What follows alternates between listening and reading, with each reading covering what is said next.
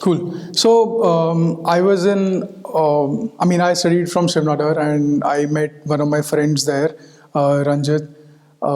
So we were in our third years when college opened to a lot of other possibilities, not just engineering, but a lot of arts, humanities, and all of these courses came in.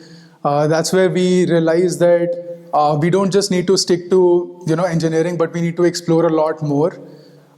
We need to learn about speaking. We need to learn about how we conduct ourselves. We would present, we would stand up and present our presentations, but we would see like we were, like robots. And that's when, like my friend, he gave the idea of learning theater.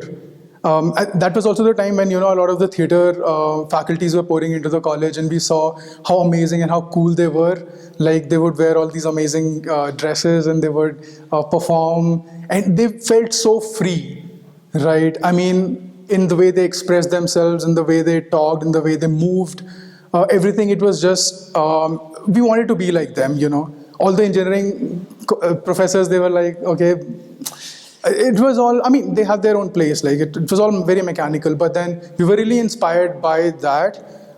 So that's where, the idea of learning theater came into place, that let's develop some of our other side of um, body and talking and everything. We never went through it because we just observed, we never practiced it. And that's where, when I came to Kalatkau, and Pratik was also talking a similar language where, we had to develop a lot of the other skills.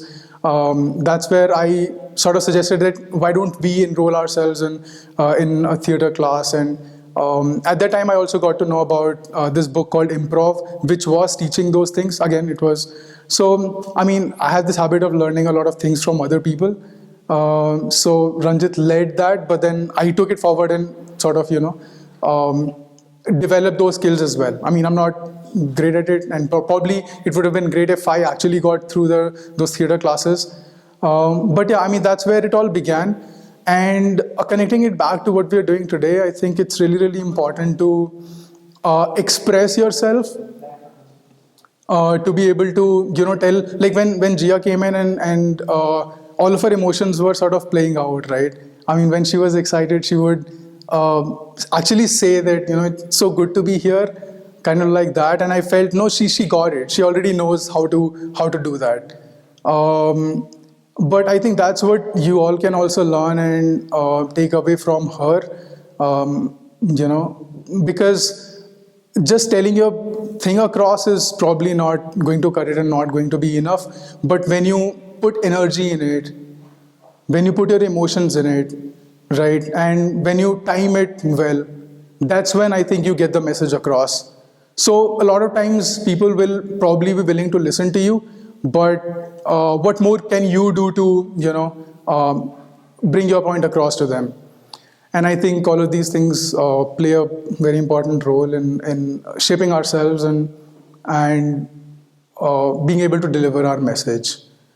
And of course, it's very courageous to stand here and to talk to people because, there's always this fear of being rejected, being judged, and and I think it's with everything. Even if you're being very emotive about yourself, the other person may not respond that way, right? Like if you're just too excited and the other person doesn't respond to that, you feel like you're being judged. That is your excitement valid? Is your excitement justified? Right? So you need those people around you, where you have that space where you can. And I think this space is about that platform where you can express yourself the way you want and develop it as well without feeling that kind of judgment, without feeling that your excitement or your disappointments or your fear or your sadness or all of those emotions don't have a place basically. So I think practice, bring it on, pour it into everything you say. Even while I'm saying, I'm shaking a little bit because of yeah. I'm comfortable talking about it, but it's just that So yeah. So yeah, I think in a gist, that's what I'll say. A few things just to summarize. One is to create that that safe space for yourself and for everybody else, where everybody's emotions and to whatever range they're accepted and they're sort of encouraged. And second is to be able to deliver your message and to deliver what you want to say in the same way that you actually feel about it. If you don't feel that great about it, I mean, if you feel that excited about it, just talk. It's just like, when you're talking to a close friend, you don't think 10 things before you say it. You're just in your zone and you're just talking, right? And how do we create the world that best friend, right? That friend where you won't feel that hesitation. And I think the more expressive you get, the more free you get, the more willing the other person might be to sort of come onto your side and give you that space and give you that liberty. It takes time. It takes a lot of practice to just keep doing it. Be persistent with it. Sometimes it may happen. Sometimes it may not happen. But then ultimately the effort is to create that world and create that space around yourself. So yeah, I think cheers to that, and really looking forward to hearing everybody's stories. And let's keep doing this. Yeah, awesome.